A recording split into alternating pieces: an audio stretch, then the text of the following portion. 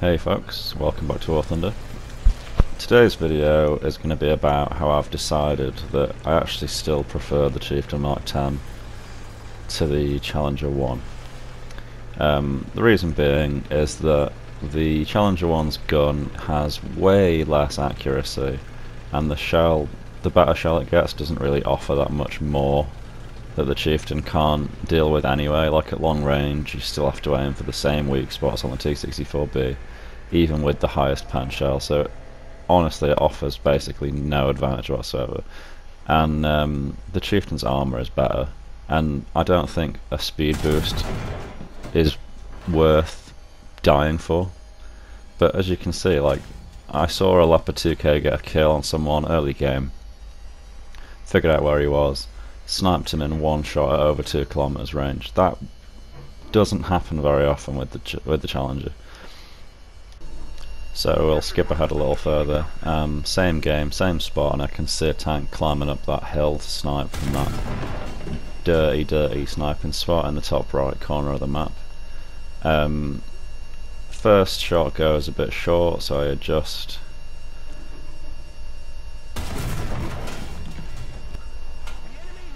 Dead on the second shot at maximum, well, not maximum range. I could easily kill someone at far beyond that distance, but you know, max range on the actual ranging lines on the site, 2,800 meters. Take a shot from God knows where, doesn't matter because the Chieftain's turret armor is just infinitely better than the Challenger's. I could have potentially been killed by a shot in that location on the Challenger. It would have probably gone straight through the turret.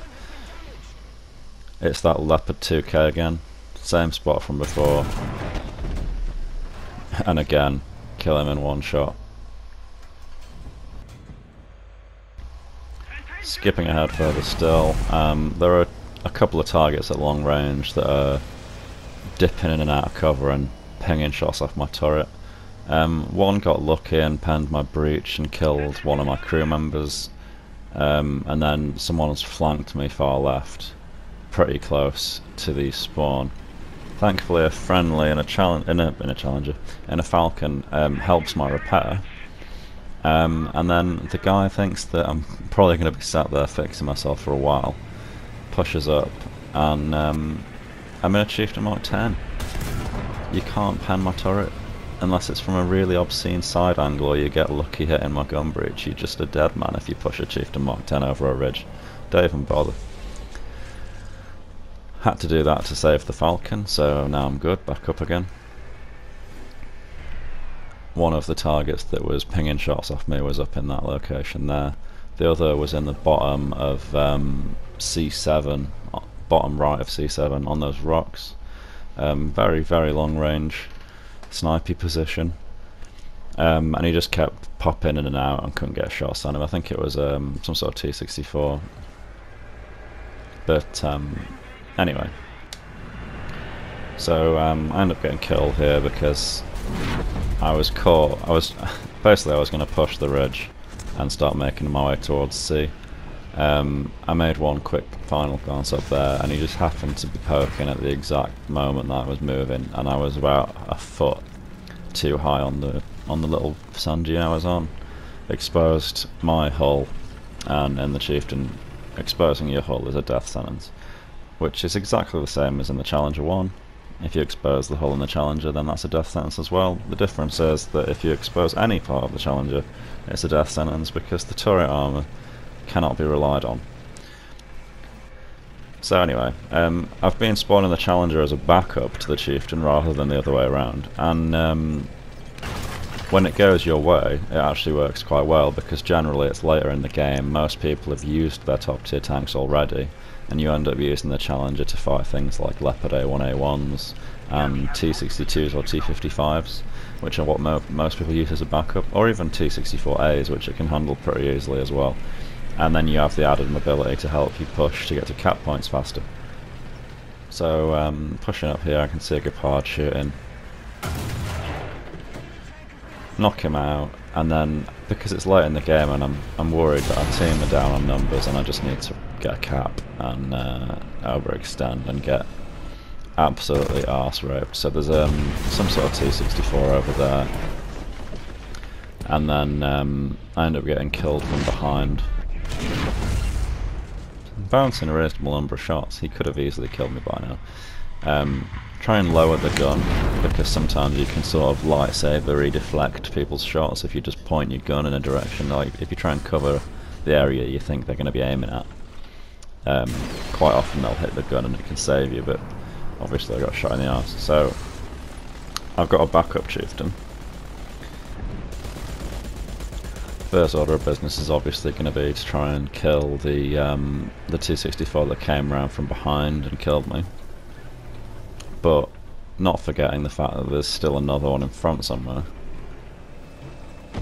The chieftain's mobility is particularly bad really in comparison to the current top tier meta tanks, but if you're in a decent position then it doesn't even matter really. Like, I basically spent most of this game sat in spawn, killed quite a number of them without even moving. As you can see here, I'm now pinned in spawn, but they're scared to push me. I can kill them all in one shot through the front plate easily. Even T-64Bs at this sort of range, just aim for the driver's hatch, and with the accuracy of the chieftain's gun compared to the Challenger's, it's much easier to pull off shots like that, even with the reduced pen. That's two T-64s dead. At this point, because I haven't seen that T-64 that killed me, I'm worried that he's going to be flanking round the right hand side of these rocks. So I need to push him and try and knock him out before he can do that. And he might have already turned around, he might already be halfway around there, so I'm going to push up there quickly. Well, as quick as I can in this thing. And it looks like someone's pinged him on the map, an SPAA. That very helpful Falcon ended up sacrificing himself to spot him for us. And unfortunately I don't end up getting there in time. I don't find him. He ends up pushing round back to where he was when he killed me, and I'm killing that M60A2, and we end up losing the match. So let's move on to the next one. So we're on Berlin. I've just pushed right down the river and capped B, and I'm aware that they're capping C, so I'm trying to get a high ground to get an angle on it, but it turns out that they start capping B right from under me. So whilst being slightly vigilant that they could be anywhere in pretty much any direction, I decided to just wing it and hope that no one's looking. It's quite early in the game, it's a pretty weird position for someone on my team to be right now, so throwing caution to the wind and just, you know, going by what people normally play it like. Push around, check out B and kill the 2K that's capping. So now I'm going to recap that and we'll catch up with the action after I've done it. So B recapped without much of an issue. I ended up getting some arty drops on me though, which tells me that someone's close. RU251's not paying attention at all. That may even have been the guy in the 2K trying to get an easy revenge kill on me, but wasn't counting on me being there and doing that. And now I'm going to push up here on the right and try and get some cover, so I can keep an eye on their spawn, get some cover on my left hand side.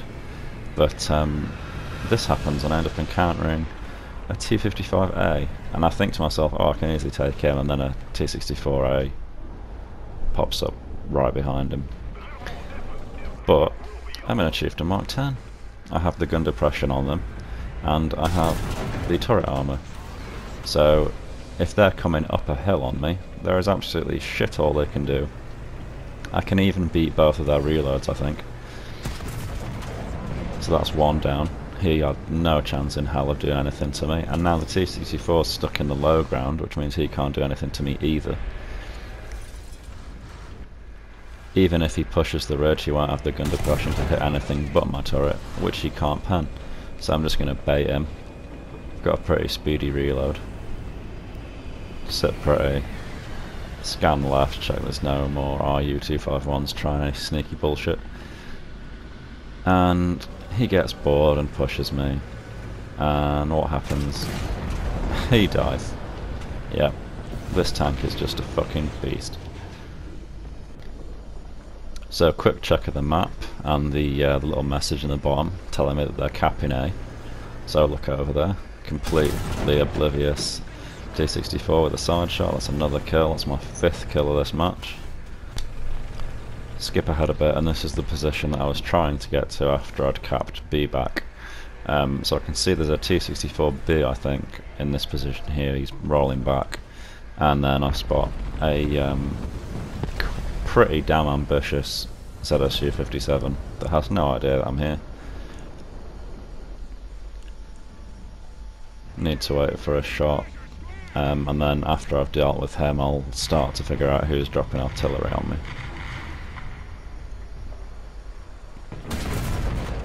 Pretty unlucky that didn't kill him in one shot. I don't think I hit any critical components, otherwise it would have been a hull break.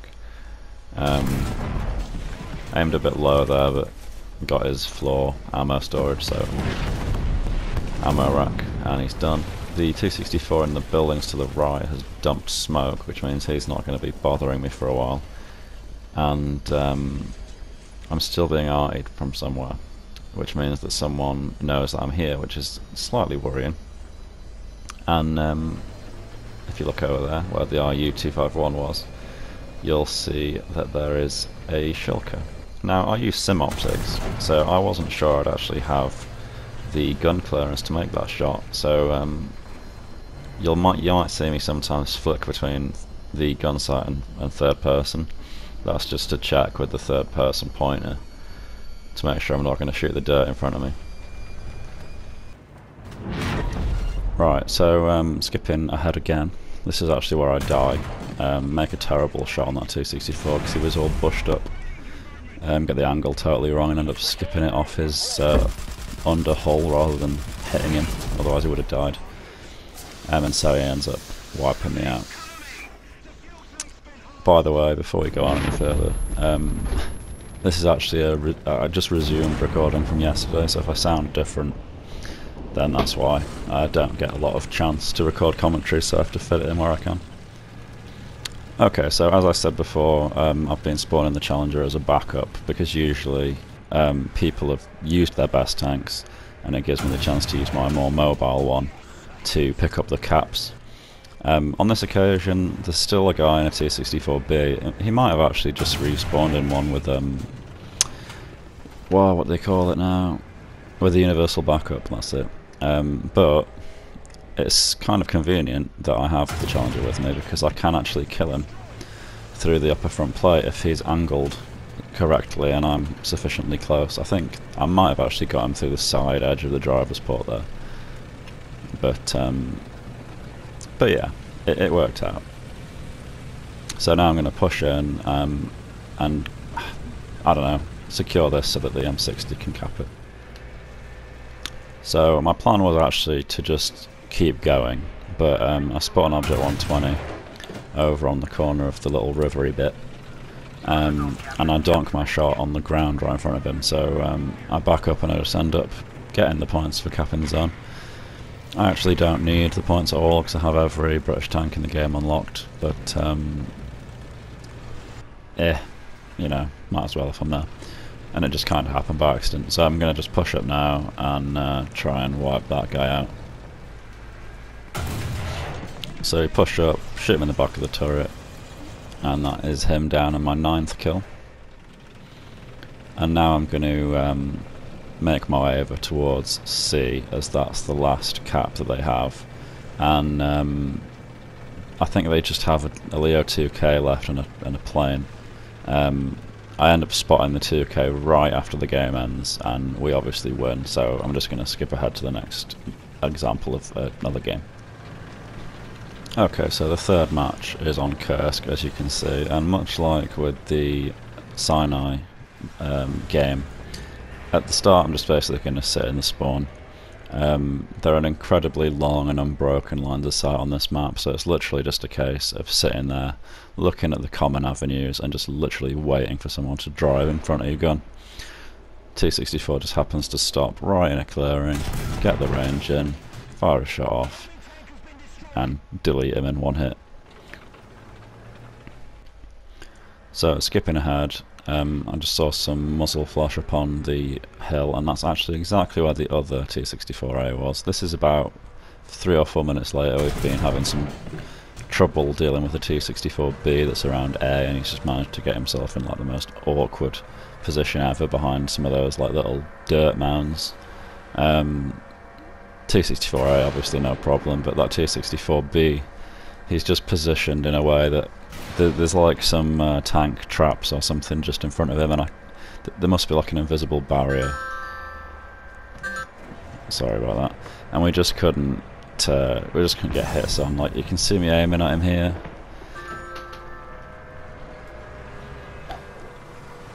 Bloody PlayStation chat. But anyway, he's only a problem because of the position that he's in.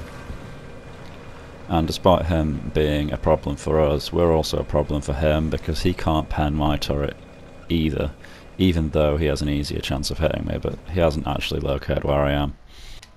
Skipping ahead again, about maybe 10 minutes this time, and our T-64 friend has decided to move. And this is what happens when a Chieftain Mk10 catches a T-64B out of position.